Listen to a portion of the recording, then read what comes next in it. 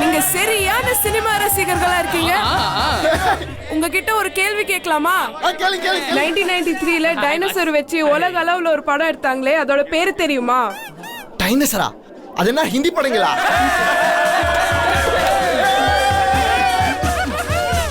அதே 1993 வருஷத்துல நம்ம மீனாட்சி மிஷன் ஆஸ்பத்திரியில உலக லெவல்ல ஃபர்ஸ்ட் லாப்ரோஸ்கோபிக் ட்ரீட்மெண்ட் செஞ்சாங்க. அது உங்களுக்கு தெரியுமா?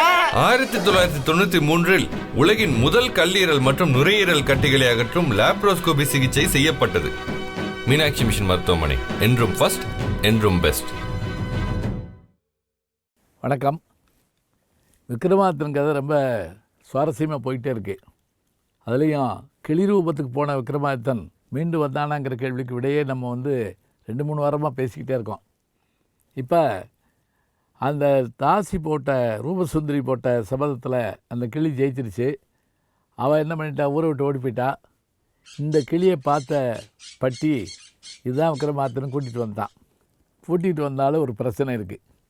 அது என்ன பிரச்சனை என்றால், உஜ்ஜயினி மாநகரத்தை அப்போது ஆண்டு கொண்டிருந்தவன் யார் என்று கேட்டால், விக்ரமாதித்தனுடைய உடலுக்குள் இருந்த அந்த விசயன் என்கின்ற பொற்கொல்லன். அவனாக பார்த்து வெளியே போனால் தான் அந்த உடம்பு கீழ் விழுகும். அவனை கொல்ல முடியாது. கொன்னா விக்ரமாதித்தன் கொண்ட மாதிரி ஆயிரும். இப்போ என்ன பண்ணலாம்?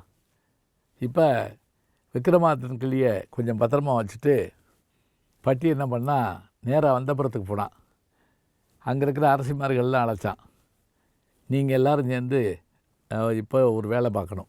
என்ன அப்படின்னா, நாங்கள் கௌரி விரதம் இருந்தோம். அந்த கௌரி விரதம் முடிஞ்சு போச்சு. இந்த முடிவப்போ ஒரு நேர்த்திக்கடன் இருக்குது. என்ன அப்படின்னா, நாங்கள் வளர்க்குற கிடாவும் அரசனாகிய விக்ரமாதித்தன் வளர்க்குற கிடாவும் மோதணும். மோதி எந்த கிடா தோற்று போதோ அந்த கிடாயை வெட்டி கொள்ளணும். வெட்டி கொண்டுட்டு அதை விருந்து சாப்பிடணும். அதனால் எங்கள் கிடா தயாராக இருக்குதுன்னு நீங்கள் சொல்லணும்னு சொன்னான். அவங்களும் பட்டி சொல்கிறதெல்லாம் அவங்க கேட்டுக்கிட்டாங்க. அப்போ இந்த போலி ரூபத்தில் இருந்த விக்ரமாதித்தன் அந்த புறத்துலேருந்து ஆள் வந்திருக்குன்னு சொன்னோடனே அவன் போய் என்னன்னு கேட்டான். இப்படி கௌரி விரதம் முடிய போதான். அவனுக்கு சந்தோஷம் தாங்கலை. ஆகா, விக்ரமாதித்தன் முயன்று சேகரித்த அந்த அலைகள் எல்லாம் பார்க்க போகிறோம் அப்படின்ட்டு தன்னை அலங்கரிச்சிட்டு புறப்பட்டான். போனவுடனே அங்கே வாசலில் அவங்க ஒரு பதில் சொன்னாங்க. இல்லை, ஒரு பூஜை இருக்குது, ஒரு போட்டி இருக்குது. எங்களுடைய அந்த வளர்த்த கடா ஒன்று இருக்குது. இந்த கடாயை உங்கள் கடா அவடு. அப்போல்லாம் அந்த கடாய்களை முட்டை விட்டு சண்டை போடுவாங்க. எப்படி இந்த ஆடுகளம் படத்தில் சேவல் சண்டையோ அது மாதிரி கடாய்களை முட்டை விட்டு மோத விட்டு ஆட்டு கடா சண்டைன்னு உண்டு. இன்றைக்கும் கிராமங்களில் உண்டு. அப்படி உங்கள் கடா இதோட மோதணும். நீங்கள் ஜெயிச்சிங்கன்னா தான் நாங்கள் இதை ரொம்ப சந்தோஷப்படுவோம். தோற்று போனால் எங்கள் கடையை விருந்து வச்சிடலாம். உடனே பார்த்தான். அதுக்கு என்ன அப்படின்ட்டு இவன் போய் அரண்மனையில் கேட்டான். நம்ம கடையை எடுத்துகிட்டு வா அப்படின்னா. அந்த கடா பெரிய ஒன்று நிற்குது. வந்த உடனே இங்கே இவங்க கடை இங்கே தயாராக இருக்குது. சரி, நாளைக்கு இது நடக்கும் அப்படின்னோடனே மறுநாள் ஊரே நிற்கிது. போலி விக்ரமாதித்தன் உட்காந்துருக்கான். இதுக்குள்ளே பட்டி என்ன பண்ணால் இரவோடு இரவாக அந்த விக்ரமாதித்தனுடைய அந்த பெரிய கடாவை மாற்றிட்டு ஒரு சாதாரண கடா கொண்டு வச்சுட்டான். அதே மாதிரி இருக்கிறத இவங்களுடைய கடா அங்கே போச்சு. ராணிமார்கள்லாம் உட்கார்ந்தாங்க. கடா முட்டு சண்டை ஆரம்பமாச்சு. அப்படி ஆரம்பமானவுடனே ஓங்கி ஓங்கி முட்டுது. ஊரே பார்த்து ஆச்சரியப்படுது. விடாத அப்படி இப்படின்னு சத்தம் போட்டுக்கிட்டு இருக்காங்க.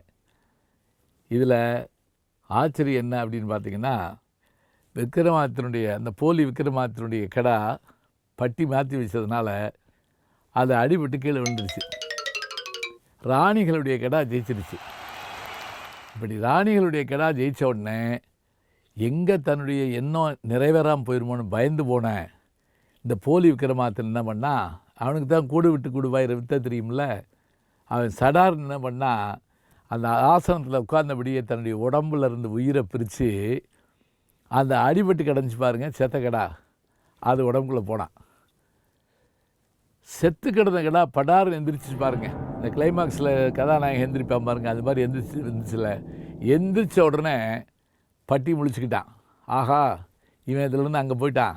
விக்ரமாதித்தனுடைய உடம்பு அங்கே கிடக்குதுன்னு தெரிஞ்ச உடனே அந்த கெடா சண்டை நடந்துக்கிட்டே இருக்கிறப்ப சட்டுன்னு என்ன பண்ணா கிளியான விக்ரமாதித்தன்ட்ட, மன்னா உடனே நீங்கள் அந்த உடம்புக்குள்ளே பூந்துருங்கன்னு சொன்னான்.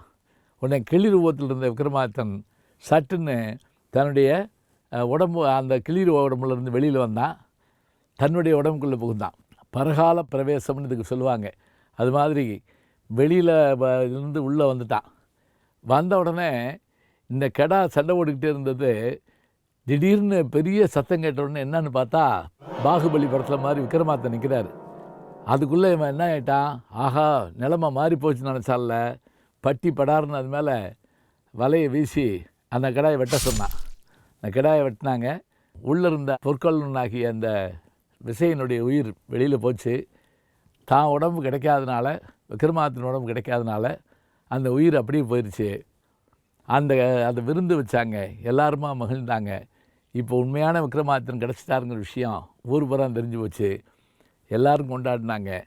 இப்போ இத்தனை விஷயங்கள் நடக்கிறதுக்கு காரணமாக இருந்தது யாருன்னு கேட்டால், நல்ல நண்பனாகிய சகோதரனாகிய மந்திரியாகிய அந்த பட்டி தான்.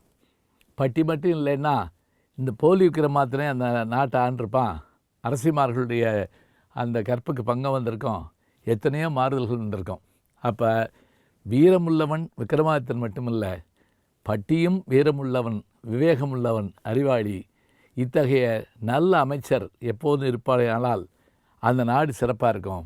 அதனால தான் திருவள்ளுவர் தன்னுடைய திருக்குறளில் அமைச்சு என்ற ஒரு அதிகாரமே வைத்திருப்பார். நாம் அதை பார்க்குறோம். பட்டியும் விக்ரமாதித்தனும் போன்ற மன்னர்களும் அமைச்சர்களும் மீண்டும் வர வேண்டும்னு நம்ம வேண்டிக்கிடுவோம். நல்ல செய்திகளை நாளும் சிந்திப்போம். நாளை சந்திப்போம். அன்புக்குரிய யூடியூப் நேயர்களே, நீங்கள் இன்னும் என்னை நெருக்கமாக பின்தொடர வேண்டும் என்று சொன்னால் ட்விட்டர், இன்ஸ்டாகிராம், ஃபேஸ்புக் போன்ற சமூக வலைதளங்களில் பின்தொடர்ந்து வாருங்கள். நாம் முன்தொடர்ந்து செல்வோம்.